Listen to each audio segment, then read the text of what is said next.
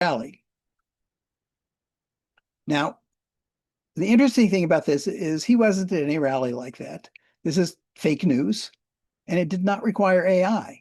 It required something that was less prevalent then than it is now, which is Photoshop. Using Photoshop, somebody could produce a picture which made it look like something had happened, which had political implications, when it never really happened. What has AI done? It has made it way easier. It's brought it into video. It's made it so that any basically educated person could do it. So here's Trump finally getting arrested, right? No, it's just a fake picture that somebody made, fake news. And he, among other people, uses it all the time to do fakes. And the deep important part is what from this quote, in a world where everything can be fake and the fake stuff looks and feels real, people will stop believing everything. And we're seeing that today, that if you look at the way society is going and the way it deals with institutions and news and newspapers and that whole thing, it becomes very hard to say, well, here's where you can find out the real truth. You do your own research, you'll find something in the internet, some influencer said this, but it could all be fake, including things that appear, looks and feels real. I think this is a very deep problem. I think we're not yet grappling with it in our institutions and our way of dealing with news. And AI has just made that way, scaled it up tremendously. This is a quote from somebody who worked for OpenAI about why the companies are doing this. If it's such a bad problem, why don't they just not make it easy for people to do? And he said, cutting to the end, that's not an argument for not trying to dominate this market. You can't stop progress.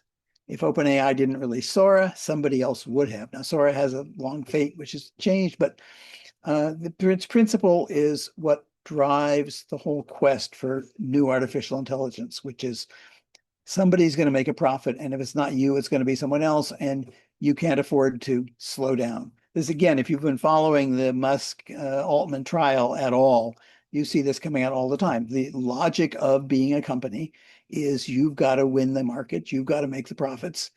And if they're bad for somebody, that's not your problem as long as they're good for your bottom line. This is a basic issue, which again, certainly was not created by AI, but which AI is accelerating. I mean, now there are 5 companies that dominate the stock market. So let's go to another one. And as I'm going to list these here, which is the interact. Oh, sorry, this is a slightly different but related one, which is AI slop. And the idea of AI slop is just that everything can be fake. Nothing is something that you can sort of take seriously. And I won't read the whole quote here, but there is no realm of life that is unsloppable. And I'm sure you've run across AI slopping. I mean, in the academic world and papers, I just saw a note that the HCI conference, CHI, is within a few years going to have 30,000 submissions. And there are not enough reviewers. There's no way to deal with this. Why is that? That's because AI can produce academic slop as well as it can produce other kinds of slop. And interaction with people. I put this slide up because this picture has actually been on the wall of our office for many, many years. If you look at the date there, it's 2012, before AI, but not before social media. So here's a family on the beach having a nice vacation together. And what are they doing? They're all on their phones, right? So the fact that this kind of media, and I'm using this more generally, I mean, that's not just AI-based media, but any of it takes away from the tendency and the ability to interact with other people, is accelerated by the degree to which the AI-driven ones are more compelling than the non-AI ones. Now, I was around when there was sort of a first development of this. I don't know how many of you have heard of Joe Weizenbaum, but this is back in the 60s. And he created what really was, he didn't call it that, but the first chatbot called Eliza. When I'm in a public audience, I always say, how many of you have used Eliza, seen it? And of course, it's very well known. And it pretended to be a psychiatrist. So you would type in this example, men are all alike, and it would type out in what way. You type in, they're always bugging us about something or other, and it type back out, can you think of a specific example? Now, the trick that Weizenbaum took advantage of is that a psychiatric discussion doesn't depend on coherent answers. It depends on provocative questions. So when you say men are all alike, when you say all, just the word all triggers the in what way. And then you say they're always begging and so on. You could have said they're always men or they're always whatever. The word always triggers, can you think of a specific example? So the actual degree to which this chatbot understood what you were doing was minimal. I actually assigned it as a programming exercise in my Lisp course. So it uses very simple tricks, but people project humanness onto anything that uses language. And this is something that has been a major factor in the current AI, which is once it seems to be interacting in language, your natural tendency, not carefully thought through, is to treat it as though it were a person.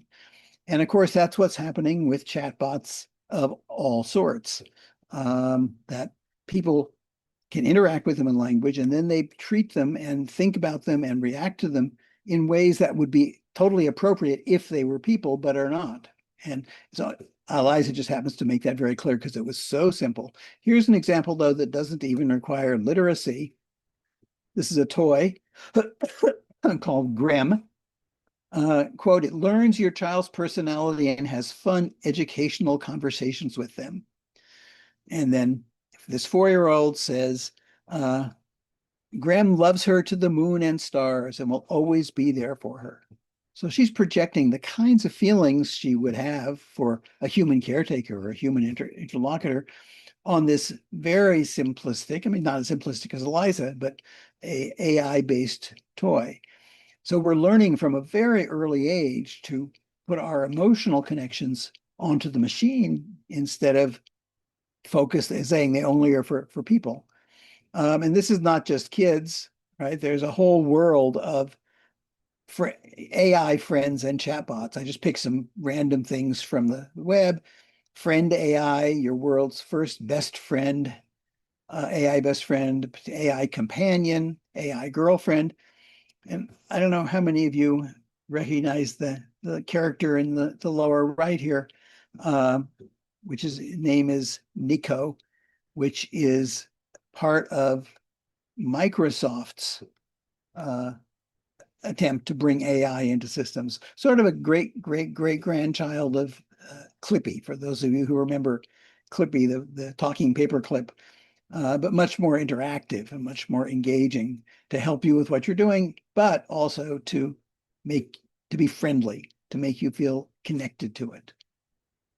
So this has good and bad in it. I mean, if you say, well, what about people who are lonely? Maybe it helps them to have an AI companion.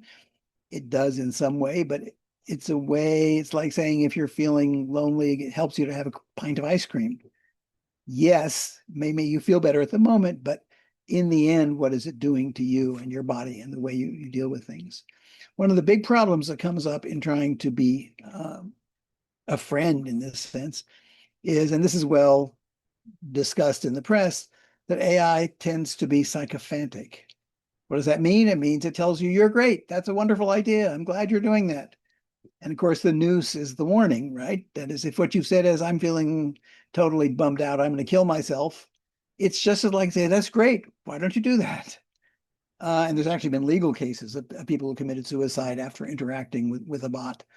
Um, so they, and again, if you say, why do they do this? Well, the answer is because it's what works to keep people using it. It's what keeps your profits rolling in, right? If you interact with a bot and they said, that was dumb, why'd you ask me that? You probably would turn it off after enough things like that. But if you say, oh, that's wonderful, you're so great, we're built. And again, all these things are taking advantage of the things that we are, by evolution and training and everything else, the way that we interact as humans. We say, oh, it's so nice, I feel good, and so on.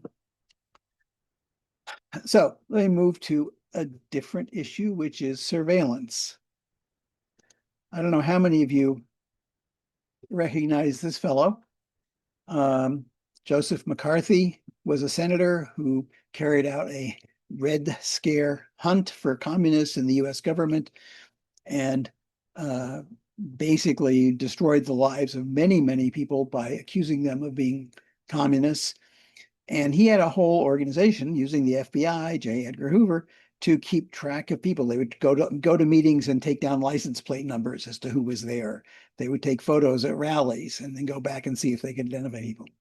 Now, if you say what's happening today, the answer is those things have been multiplied, right? You no longer have to go to the meetings. You've got GPS trackers and things. You no longer have to go over the photos by hand. There's a lot of right now current upset with photo tracking systems, even things like the Nest doorbell, which basically, because they're feeding the data into a unified cloud system, can be used to track people. And of course, I tend to use examples from this country, but if you look at, say, China, that's part of the way the government works. I mean, there is huge tracking of people, what they do, what they type, when they type it, and cameras everywhere.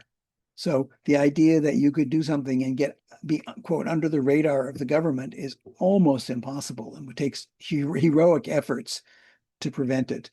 We're having fights now. I'm blocking on the name of the license system that many cities are using, but basically getting municipalities and police forces not to introduce these tracking things, even though they have some good in law enforcement uses because they have all the potential bad.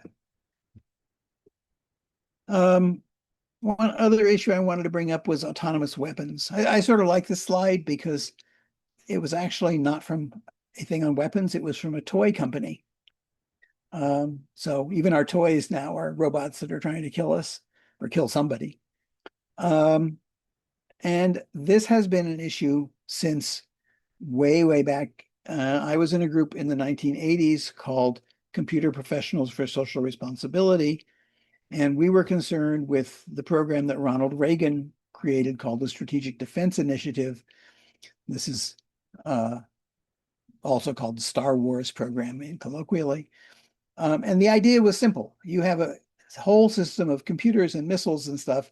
And if there's ever an attack on your country, it automatically sets off a retaliation that will wipe out whatever country that missile came from, which means, therefore, nobody would ever attack you because you have an invulnerable shield, is the way he used it.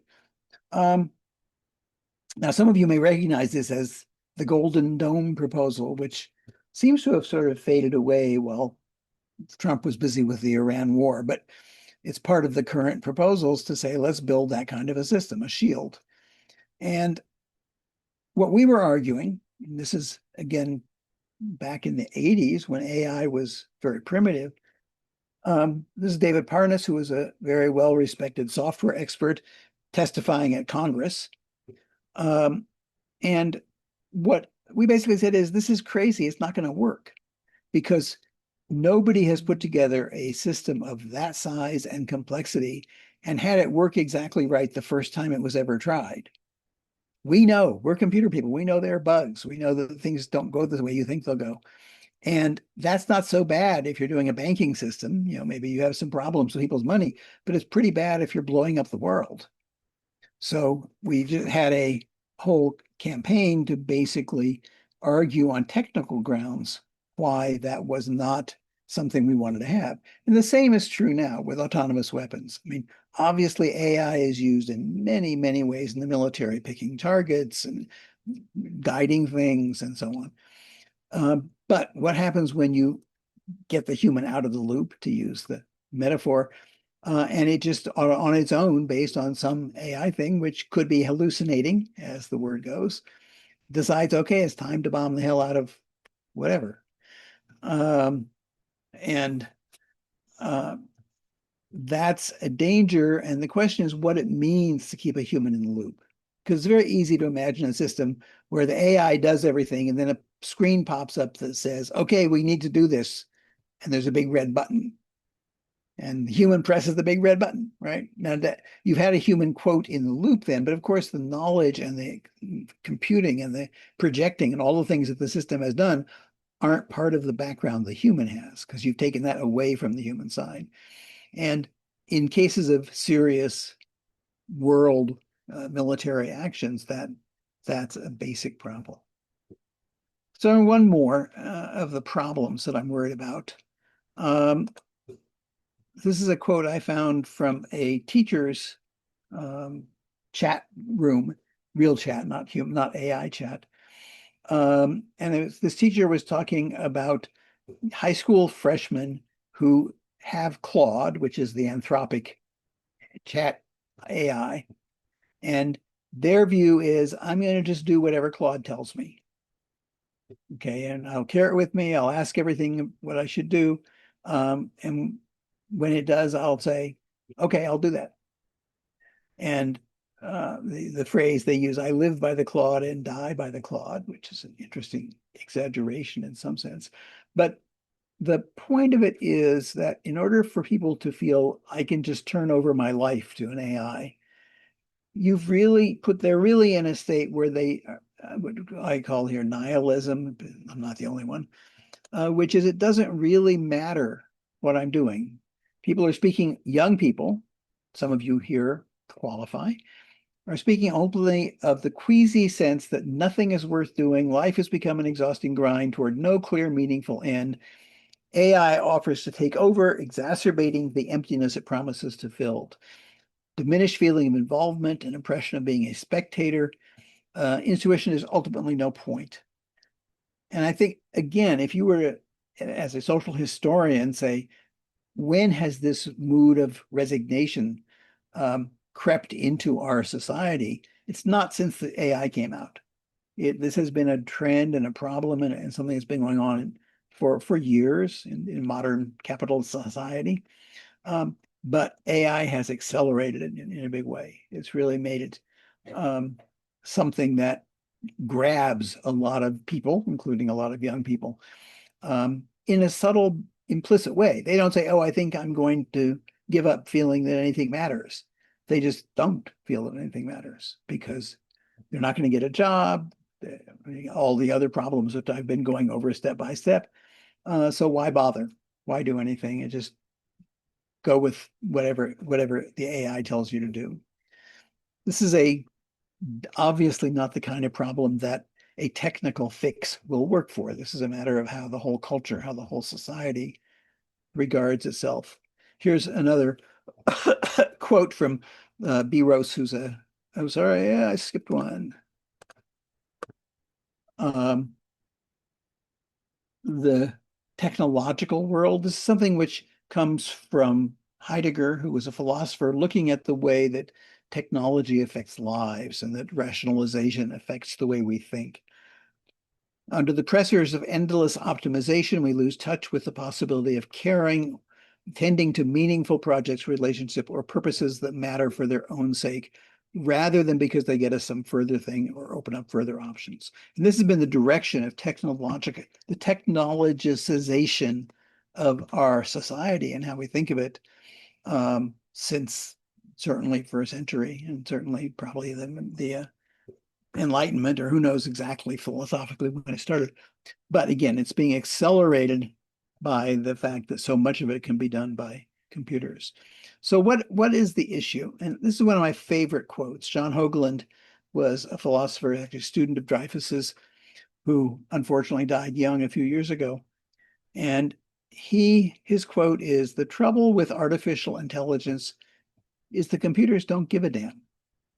When you sort of stop and let that sink in, what you realize is you have a GP, chat GPT system or whatever, no matter how many trillions of variables, no matter what, it doesn't care. There's no sense in which the computer cares what it says. If you say, I'm going to kill myself, it may, based on the number of things it has there, say, go ahead or don't go ahead, but it doesn't care if you kill yourself. It doesn't mean anything to say that the computer cares. If you'd say that to a human, you may run into some human who either doesn't care or cares but has malicious intent. So it's not like people are ideal, but underneath you make the assumption that a human being cares about the consequences of what they say. And computers don't care at all. They just have the next set of tokens to come out based on the tokens that went in. And this is the big difference between what we think about as intelligence in a person and in AI. So let me use the word care here as the kind of key. I mean, is not something we have like values we can list. It's something we do and we are. It's an orientation. It's what matters. And I think when you think about what AI can and can't do, then the question really is, what are the things that require care of this kind that are different from just requiring calculation and projection and all the things that computers can do very well. So let's consider care in the sort of obvious sense, like child care. This is something I just found on the web when I was doing this talk, the Huggy bot. So this is saying you'll feel good because this weird looking thing is going to come up and squeeze you. Of course, the answer is it does imitate things which matter in human life. We like hugs. We like the connection with other people. And the fact that it's not really a person and it doesn't really, there's no care about you or meaning in the hug. It's just a motion that it has been trained to make. It's very hard. This is, again, one of my basic messages. It's very hard for people to not project, to say, well, that's not really a hug. That's just a squeezy machine. And in fact, it doesn't have to be a real hug. This is, some of you may have seen this for the treatment of people, the neurodiverse people who don't have attention focus, that this blanket over the shoulders calms them down. Why? Well, you can argue it's because it's like a hug, but it's just a blanket, right? So there are many things which require care, which you can imitate to some extent. You can copy parts of to some extent with it, but you don't really have it. We use education as an example. We talk about caring in education. This is Melania with her pet robot at a press conference on why people should use AI for education. How would you feel about a teacher who never gets tired or loses patience, has the entire internet? In other words, why wouldn't you want a robot as your teacher? And teaching, having been in that job for most of my life, does require not losing patience and having a lot of knowledge, although not the entire internet by any means. But it requires something else, which is caring about what the students do, caring about how they learn, caring about what they do, which the robot doesn't have. And it can imitate parts of, but only parts of. I can't resist with Melania putting in her coat, right? I don't really care, do you? Because that's the issue. So how do we navigate all this? Let me use a metaphor here of navigation. So you want to navigate across a lake here. You do a calculation, you know where you want to get, you know where you are. Even if you don't use chat, even don't use the GPS, you sort of say, okay, I'm going to follow this course and that. And if the current goes this way, I'll do that. It's a matter of thinking ahead and calculating and knowing where you're going. As opposed to this setting, where you're going down a rough river, you don't know exactly what's around the next bend, and you're always in danger of being tossed over, thrown in the rocks. So you can't say, I know where we're going and here's my plan to get there. You have to be responsive to the moment, responsive to what's happening now and how you can navigate within that. Now, going back to looking at what people are saying about AI, there is some people who say, well, you want to stop because you don't know where you're going. Let's just not do it until we know more. And I'll talk a little later about why I think this is unrealistic. I mean, for political and economic reasons, as well as there are conditions here. The idea that you're going to get broad consensus that it will be safe and controllable. First of all, nobody really knows what they mean by safety in terms of AI, what it should and shouldn't be able to do, what it means to control it and how you control it. And broad scientific consensus is a chimera in some sense. I mean, we can't even get broad scientific consensus on vaccines and climate, right? Although we should, right? And the third thing, the strong public buy-in, there's an interesting question behind all this, um, which is what is the public saying about AI now? And one answer is there's a lot of resistance. Um, so this is from The Nation this week. Um, a whole issue called AI for People. Nation's a left-wing political magazine. I happen to subscribe to it. Um, and they say we need a moratorium on data center and strategies to make tech serve humanities rather than billionaire surveillance and war, going back to the problems that I've been pointing out. Um, there is a huge pushback on data centers, and I think that's because they're real concrete and easy to talk about. I mean, somebody's going to build this huge complex, which is going to use up all the water that you needed for your city and all the electricity that makes your electricity bills goes up, or they just cut off electricity. And I read recently about a place they just cut off electricity to one place because they needed it all. This is in Nevada for the the data center. Fortunately, it was in Nevada where there's a lot of good sun for the solar, but nevertheless, people don't like that they're being squeezed by the creation of these data centers, which don't provide for them a compensation for what it is that they're giving up to do that. So I think, and I saw another article which said that Americans tend to be American public, not the companies, tend to be much more negative about AI than people in other countries.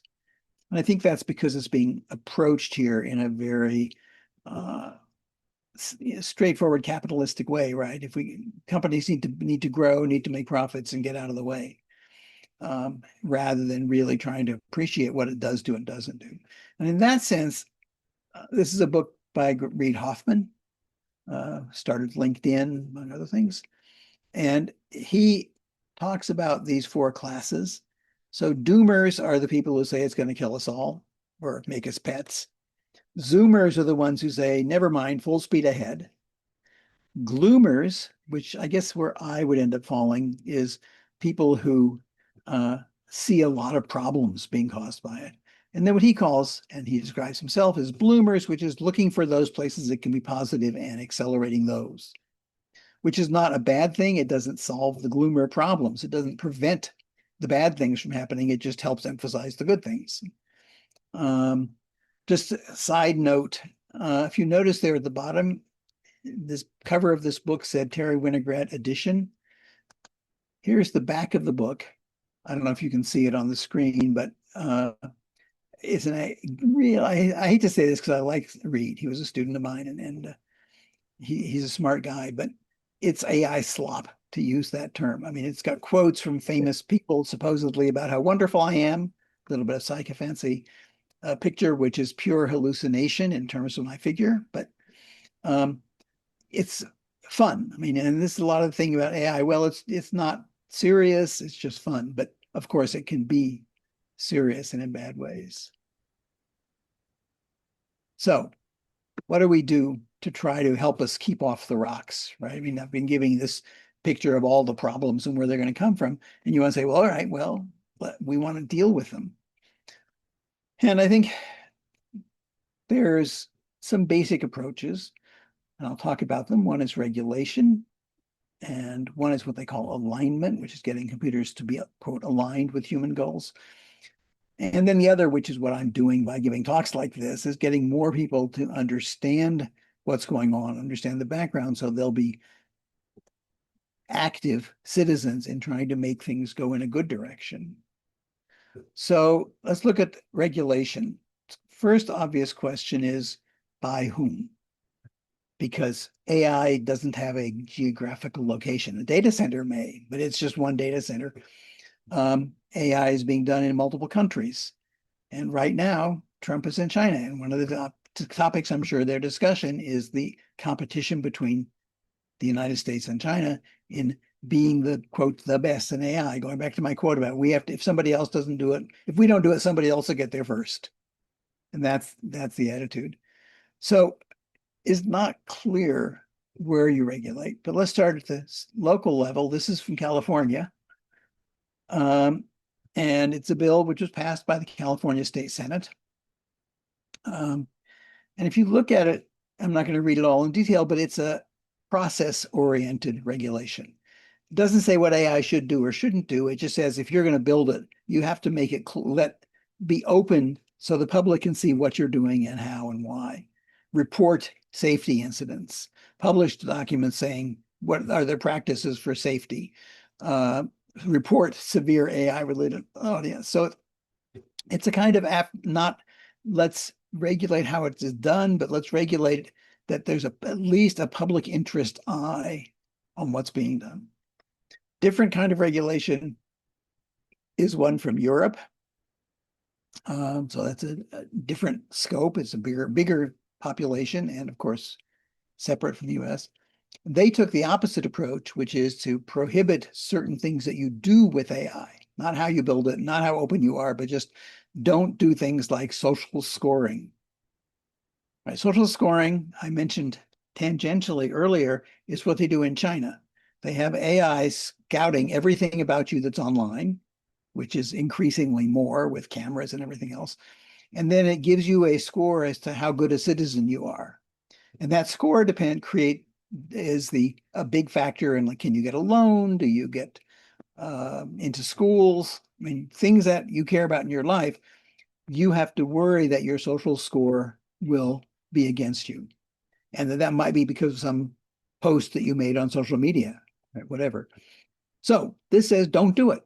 Now, it's not bad to call attention to the problems and the dangers of doing that.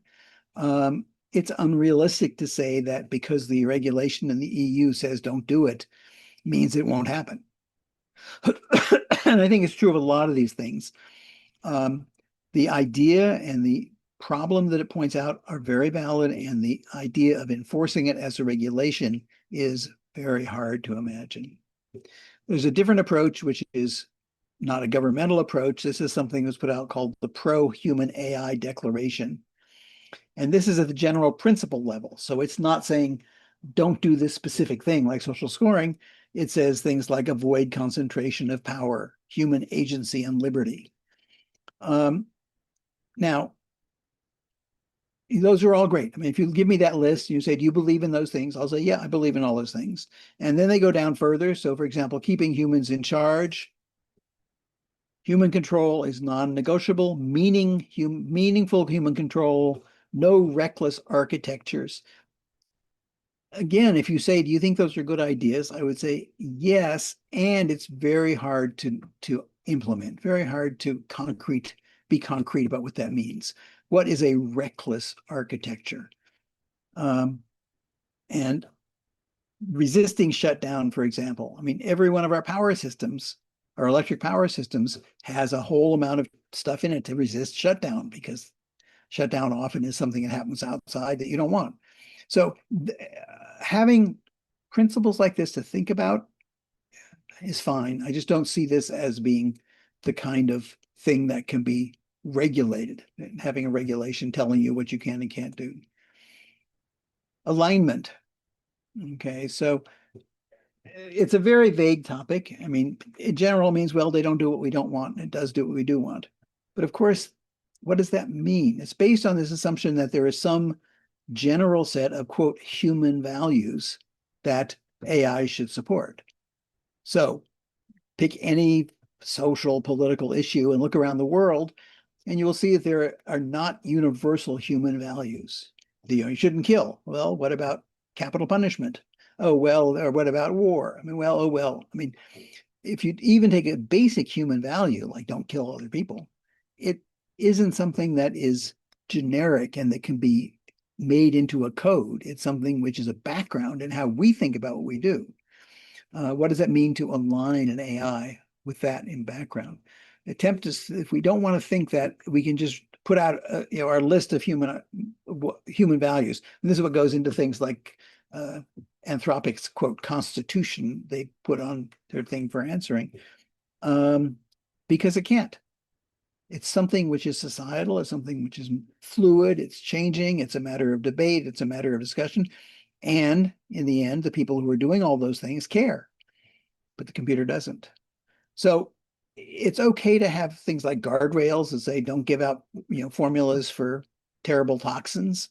Um, but it's not something which we could say, okay, we've got it now. We've aligned it so we're safe. It's an ongoing process.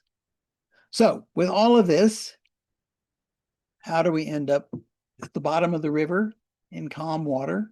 I took this slide to end with because it illustrates an important background here, which is this is not something that someone does alone.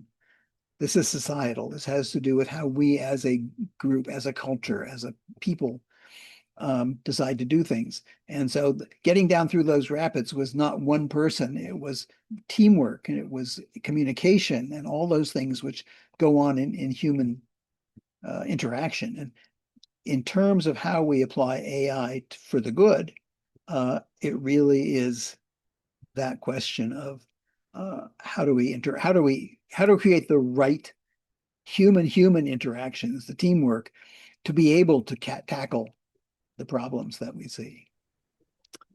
And with that,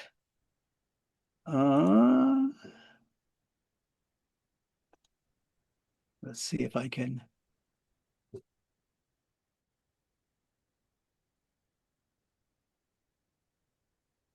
come back. There I am. Okay. I am open to questions and discussion. Yes, so now it's time for question. Please raise up your hand and then I can call out by order. During the talk, I saw Omar have raised hand up a few times. Omar, what's your question you want to ask now? I apologize. It was a mistake. Okay. Okay. Then anyone else? Anyone want to start the conversation? Yes. Go ahead, Mohammed. Thank you so much, Professor Terry. It's always interesting listening to you and your lecture. You ended your presentation with kind of proposing a solution that we need to be unified and be working as a team is the solution forward with any threat against the humanity, values, and social problems. However, I think that wasn't working well in the past few years. I mean, we have United Nations that is a representative of all countries, but still we're seeing these political issues, social injustice, and inequality in the world.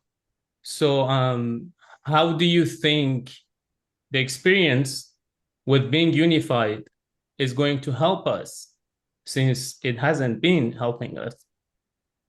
Oh, I think that's a very important question. I agree. I mean, you look at the kinds of solutions. I mean, let me just say what's wrong with the picture I put up. It's very local. It's a bunch of people who are together in one place at one time, know each other, and they're working together. Things which work at the village level don't necessarily work at a national level, and things that work at the national level don't work at an international level. And I think in every aspect of life, this is one of the problems which AI didn't create, but which it's playing into. The scaling up of interaction, to put it simply, the fact that we are not interacting with people we know in our village. We're interacting with people in the world we've never seen, never heard of, and whose fate depends on what we do and vice versa, makes it very hard. And I think there was a period of idealism, like when the United Nations was formed, that said, well, we'll have organizations which solve that scale problem. And I'm not an optimist on that. I mean, I reflect the feeling you're giving, which is there a way that, because you're not going to get agreement in the sense that consensus, which says, well, everybody in the world believes whatever. It's not going to happen. That's not the way that society works. So then you have to say, okay, everybody in the world is going to agree to a basic framework in which they can compromise and do it. And there are some examples. People often give the example of the nuclear weapons treaty. And okay, the idea of a nuclear weapon going off and being used in warfare is so horrible that we can get nations who otherwise don't agree with each other to say, okay, we will agree to this non-proliferation. That's something that's being negotiated right now with, the question about Iran and all that. But at least it did it for 70 years, or however long it's been since the first use of nuclear weapons. 80 now. Nobody has fired nuclear weapons at each other. Now, that may just be because the seriousness was so obvious and immediate that they needed to do it. Whereas with AI, it's not an obvious immediate danger. I mean, you can say, yes, they're going to take over the world or whatever, but doesn't have the gut level feeling of nuclear weapons. But I think that the quest is to find ways to do things that get that kind of buy-in, even without the doomsday.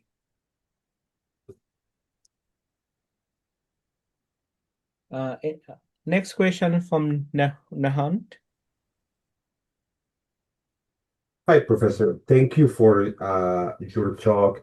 I see the European Union making at least some progress in open source development and privacy agreements across countries, and most importantly, trying to stop the monopoly of some big companies that only care about profit. But in North America, which is actually promote to be by profit, by design, if I say, how do you see a way, a more optimistic way, that how can we as a society in North America can compensate that, can find a way to maybe hinder that obsession with profitability or power or monopoly that you were talking about? Because maybe I'm a little bit of a doomer, but I really don't see that, and like it happens before with many other industries, right? So that's a question. No, I think there's a question about concentration of wealth. I mean, just let me go back to that issue, which is there's certainly a view, which I share, which is that if you have an economic system which is driven in the way which produces bigger and bigger wealth at the top, which is what we're in and what has happened, that wealth gets converted to power and therefore resists any attempt to change that system. And we're now in that cycle where, I mean, Trump goes to China to talk about world affairs, and who does he take? Billionaires who run AI companies, right? That's, somebody pointed out he didn't take one China expert, right? He took billionaires. Then the question becomes a political one of how do you affect the power structure? And I'm involved with organizations, for example, which are saying we need to use populist energy to change the tax structure to reduce the ability for that kind of concentration of wealth. Now, that's a big political project, and whether it can be done without a violent revolution is a question. Not that I'm advocating a violent revolution, right? Because they don't always turn out the way people think they will anyway. But you have to back off and say, we can't solve that problem unless we really deal with the large question of who has political power. Thank you. Next question from Kevin. Hi, Professor. I'm hoping to articulate this question properly. It's been going through my head quite a bit for the last little while. So everybody talks about the impacts of on the job market through immediate replacement of efficiencies through AI tools, but I'm interested in knowing your thoughts on what I would describe as more indirect and long-term effects. I'm a teacher, or a recently retired teacher, and if you do enough reading, you understand the impacts and perhaps even the addiction associated with being able to offload conscious thought, in pretty much all facets of life. And so I'm interested in knowing what you foresee that effect on today's current generation with youth looking like in the future when we look at something like the job market. And then kind of like a secondary question to that is, governments such as Australia and I think soon to be Canada are looking at finding ways to reduce use by teenagers of those tools. Do you think that's an appropriate strategy? So let me separate those two questions. They're both interesting. In terms of the job market, there's a huge amount of discussion now about what are the jobs that really can be taken over by AI, what are the ones that can't, and why, and what does that leave for humans? I go back to my own department again in computing. Basic coding is not a job for humans anymore, just like basic arithmetic isn't, right? It used to be there were people who knew how to multiply big numbers. That's useless. We had calculators for a long time now. However, if you say, what is the problem of designing a system which is useful for some purpose and good for people? That's not just coding. That's a larger design issue. And it requires more of a sense of what matters and what people do and so on. So then you say, okay, so we're going to have, instead of a whole bunch of people just writing code, we're going to have a few people doing a larger scale system design, and then the AI will go ahead and fill in the code. And I think that's a picture of what's going to happen in lots of places, which is not that people are out entirely. And right now, the trend is you sell some company on the idea they can save a lot of money by firing a bunch of employees and getting AI to do it. And then there's a backwash which says, well, it doesn't quite do the right thing and it's not as good. And I mean, those of you who interacted with AI bots on helplines understand that one, right? So I think over time there will be a shaking out of which things and what requires the judgment that isn't part of the calculation the AI does. But it's gonna be very field dependent. I mean, I don't think I can say, oh well, computing is going to go away, but then there'll be teaching.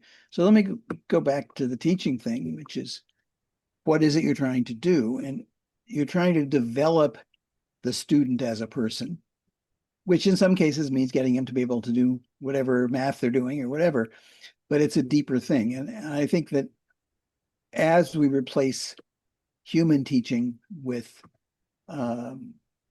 computerized robot teaching, to use Melania's thing, we're going to see that that's not happening. And it is going to lead to more of that sense of, I don't care, it doesn't matter. If you can get the answer better than I can, why should I try? And we're going to have to deal with that into how we think about what we're actually doing. You had the second part of your thing was, remind me again. It was more so a question concerning government regulation on the use of it, Australia and Canada. Oh, kids.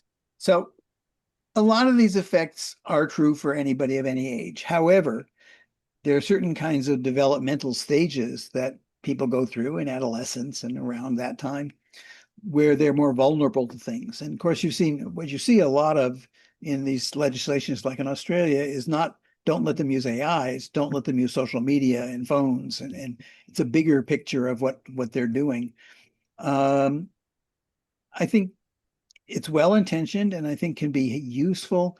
I think it's always going to be problematic to actually make it work because, as any of you who have kids know, they'll figure out a way to get around whatever it is you try to restrict. And if the good ones don't, that's too bad because the bad ones you wanted to affect. So I don't have a strong position. You shouldn't regulate by age, or you should regulate by age, but I don't think it's going to be the solution. Thank you. Next question from Kito. Cheto. Thank you so much, Professor. And in your presentation, I've seen that you raise awareness about the development of superintelligence until it is really controllable. That's what you mentioned in your presentation. Mm-hmm. But given AI is maybe further developed for economic and political purposes, do you think that social responsibility and human value aspects can be used to achieve so in this AI-driven world? Do you think that is possible? So I'm not exactly sure what you're asking. So there's the human value But side. okay, Go but ahead. you in your presentation, you mentioned that you raise awareness about the development of super intelligence AI.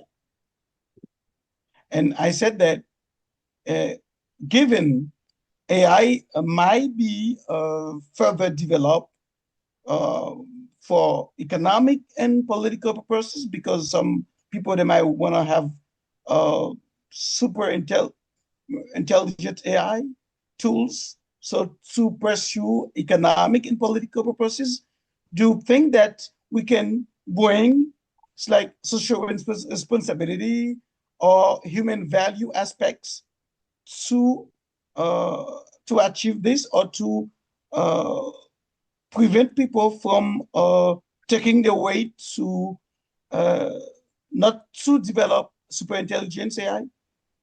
Well, so let me just start with questioning the notion of superintelligence. I think, and this is actually a thing. I was in linguistics before I did the AI, and there's this tendency to think that if somebody comes up with a word, there must be a clear definition. Either it is or it isn't that. Intelligence is an example of that. Right? If you say, "Is this thing intelligent or not?" Is my calculator intelligent? It can do big computations that no human can do. It's super intelligent, right? It can do 20-digit numbers. When you say, "Wait, that's not intelligent, that's just calculating." And I think the phrase people use is that artificial intelligence is jagged. And by jagged, what they mean is there's some things which are very good, some things look right adjacent to it, which it doesn't do very well, and so on.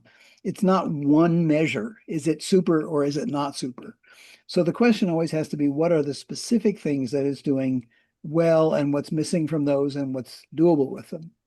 And I think if you're saying economics, I would say there are many, many things in the economic world which a jagged intelligence can do well. I think issues of basic economic fairness is not one of those, because that's not a numerical thing. It has to do with the philosophy of what people should have and what they do have and who controls that. So I don't um, I don't think there's going to be a uniform super intelligence. I think there are places where AI is, I mean, it already is super intelligent about playing chess or Go, right? As it can beat all the humans, right? But we don't say, "Oh, we have super intelligence." We just say, "Okay, it's very, very good at that particular thing." And I think that's going to be the case with the more social. Thank you. Thank you so much. Next question from Mona. Um, Thank you, Dr. Sherry. That was really a very interesting lecture. I do have a couple of not the questions in a sense, but more of observations. One of them, funny enough, is linguistic. And when you spoke about the rules and the regulation that governments needs to impose and be unified around, I've noticed that you've used a language that is kind of loose when it comes to try to prevent, avoid, while there isn't a real law that says restrict. And I'm not sure if this is like to prevent certain actions, like once and for all, like do not do social profiling. It's prohibited, it's restricted, rather than try to avoid. And one of the reasons I think governments would use such, let's say, loose definitions is simply because these governments, we all know that whoever sits on those government has been, controlled by the certain corporate and a certain billionaires, and more or less they're, the facade that these billionaires are executing their agenda through. Another thing is, and maybe you can talk to us about this, which is the era where the advent of computers were, first introduced to the world. And I was watching a documentary like a year ago, and the sentiment was as aggressive as it is right now against AI. But look where we are now. So, do you anticipate that this hype will really calm down? It's a new thing. And we're going to see the same pattern again where AI would really benefit us in and create more jobs than what we all think right now. So let me start with the avoid question. I don't believe regulations can in some sense, quote, restrict. So let's take an obvious one. People shouldn't go on the roads faster than some number of kilometers per hour. I can have laws and they can help avoid people going very fast, but people can still do it. Then they get punished, they get caught. I mean, you have a whole legal system which is designed to put enforcement in, but ultimately that system is only as strong as the ability to police, using police in a very broad Yes, sense. okay, yeah. So if I say I want to avoid certain things happening in AI, you could write a restriction which says don't do it. But that doesn't restrict that. In saying that by itself doesn't do the restriction. It has to be enforcement, and that enforcement's never complete. But it tries to Okay. avoid as much as it can. So that what I would say, you just have to be realistic about what restrictions can do. I mean, they can guide, they can't actually prevent, unless you can actually get into everybody's automobile and put a device that prevents it from going fast, right? But that's a different kind of prevention. The last part of your question, remind me again.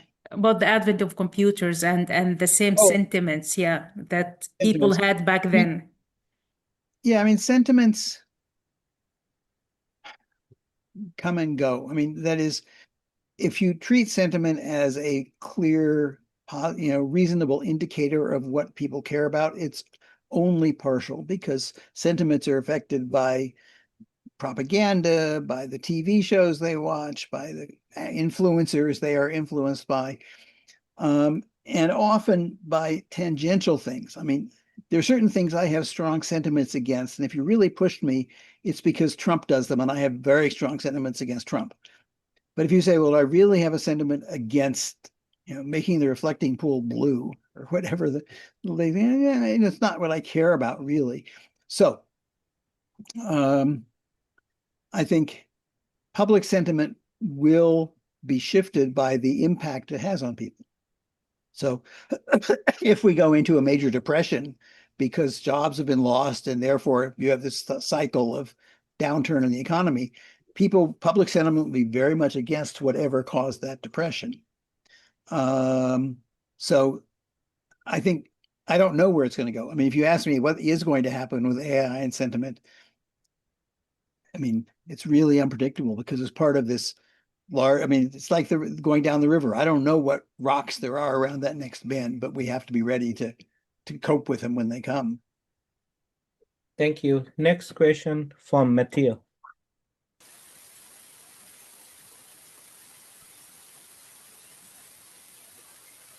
Hello, Matthew? Matthew? We cannot hear your questions. Hello, Matthew? He's still muted. Yeah, you're still muted. Oh. Okay, let's move to Omar. Hello again. Yeah.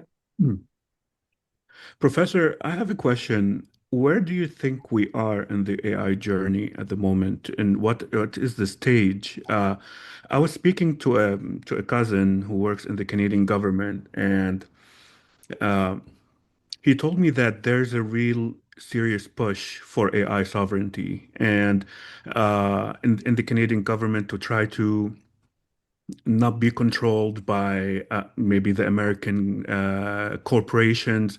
And I feel like this is also happening in Europe and Australia and other countries. So when you hear people like this speaking, you feel like you're still in the very early stages of whatever is happening and is going to happen in the future. And we just scratched the surface of um, when it comes to AI advancement. And do you think it is an existential threat to us? So, at any moment, what's happening rapidly seems to be new and different. And it's always dangerous to try to predict, okay, well, this is going to level out after another year or two, or it's going to keep changing it just as fast for a long time. And I think people are placing their bets on that with AI. But my own personal sense is uh, I don't think we're either at the beginning of something which is going to go on forever, or something which we're almost near the end and we can sort of settle down. I think we're in the middle somewhere, and knowing exactly where in the middle and what that's going to shake out as time goes on.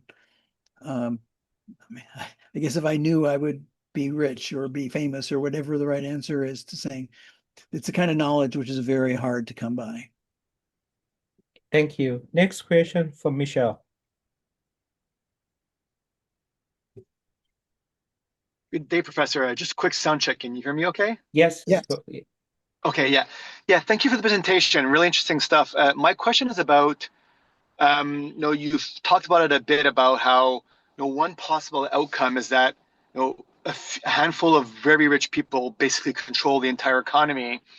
But I've also thought and read about that, AI as like a leveling the playing field, that yes, AI will cause job losses, but then AI makes it so much easier for startups and entrepreneurs to get started off the ground that it would be impossible for the big players to kind of keep their monopolies, because it'll be so easy to create rival apps and rival programs and rival companies and rival products. Like, it'll become so easy to do that it'll be impossible for them to keep their monopolies, that it might actually level out the playing field economically. I'd be curious to hear your thoughts on that. I mean, I think level depends on the playing field, right? I mean, let's take a metaphor. Let's go back a century or so to the development of internal combustion engines. And you would say, well, the fact that any bicycle mechanic, in some city could design a new car or a new airplane even, is leveling out the playing field. And Rockefeller, in the meantime, got very, very rich. Because he wasn't trying to build cars, he just built the oil, or dug the oil, or he didn't do that. Anyway, you know what Rockefeller did in Standard Oil. And I think the same question is true. There may be a lot of opportunities for individuals at different levels to create new apps and put them out in the world and see what happens. Things like basic compute and the chips that it takes for, that NVIDIA has a lock hold on and so on, those are not going to democratize. Those are infrastructure which is going to be concentrated naturally. That's just the way those markets work. So I think you'll see both. I mean, you'll see concentration at that high level. You'll see diversification and opportunity at the more peripheral levels. Thank you. Interesting. Thank you very much. Any more questions? If not, this is my question, and then we got to end this. So this time, I really appreciate when you're talking about AI in education. So I'm about to give a guest lecture at the Faculty of Education at University of Ottawa. So they were looking specifically for AI for teacher who going to teach students to learn different languages. So I did some prepared work, and yes, it can do a lot of things, but when you mention that because it doesn't have a care and the job of teacher as educator, you want to help, you provide care to student. I think this is really important point for education, that human can share and support student more than just the knowledge looking or finding. Yeah, no, I mean, it's not one or the other. I mean, I think there are tools that can use AI that are very useful. Translation is being the most obvious one you talked about. And there are components which require caring, which can use those tools, just like I can be in business, I can use accounting tools and mathematical tools to do things. But behind that, there's a question of what am I trying to get done and what do I care about? Michelle, you have another question? No, his hand is up. So if there's no more question, Professor Winograd, thank you so much for your another guest lecture. And I think what you're doing had been wonderful to the world, and also a lot of people from this lecture from a different country and different time zone. And thank you so much. And we hope to have you come back again in the future and learn from you. And wish you all the best and keep in touch. Okay. Thank you again for the invitation. Thank you. Thank you.